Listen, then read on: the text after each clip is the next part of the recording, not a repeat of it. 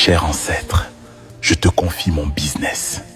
Je te demande de me protéger. Chez les Bamileke, quand ton grand-père meurt, tu ne le perds pas, tu le déterres. Ce que je vais te raconter, c'est l'une des traditions les plus puissantes d'Afrique. Dans les Grassfields de l'Ouest Cameroun, la mort n'est pas une fin, c'est une transformation. Le corps se décompose, mais l'esprit a besoin d'un ancrage pour rester connecté au vivant. Cet ancrage, c'est le crâne. Les Bamileke le considèrent comme un disque dur, un support où sont stockées toutes les données du défunt. Sa sagesse, sa personnalité, sa force vitale. Mais pour que le mort devienne un ancêtre protecteur, il faut accomplir un rituel, le tapu. 2 à 4 ans après l'enterrement, on rouvre la tombe. La chair doit avoir disparu. L'os doit être pur. Le successeur descend dans la tombe. Il détache le crâne du squelette. Le crâne est nettoyé avec des huiles sacrées, enveloppé dans un tissu ndop teint à l'indigo et installé dans la case à crâne. À partir de ce moment, le mort devient un ancêtre, un membre actif de la famille. On lui parle, on lui demande conseil, on partage le repas avec lui.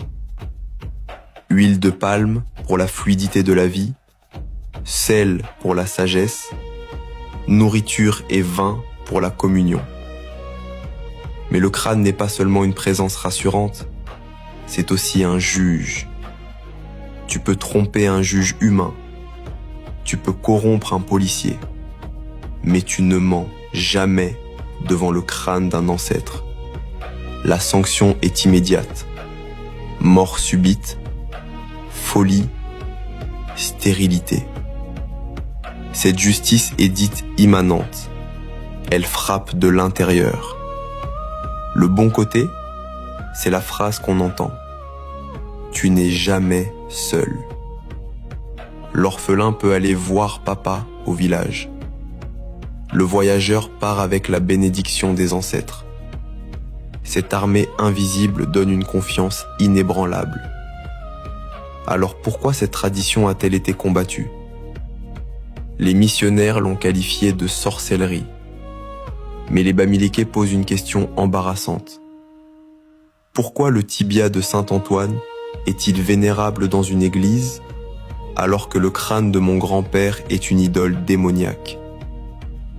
Pour les gardiens de la tradition, la condamnation n'était pas religieuse, elle était politique.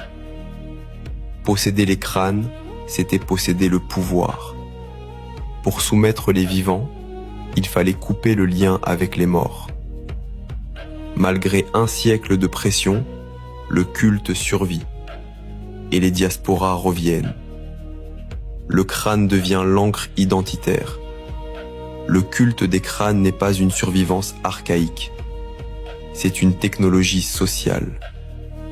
Gestion du deuil, justice, cohésion familiale. Là où l'Occident a séparé les vivants et les morts, le Bamileke a tissé un lien ininterrompu. Partage cette vidéo si cette tradition t'a fasciné. Écris Tapu en commentaire si tu veux plus d'histoires sur les cultures profondes du Cameroun.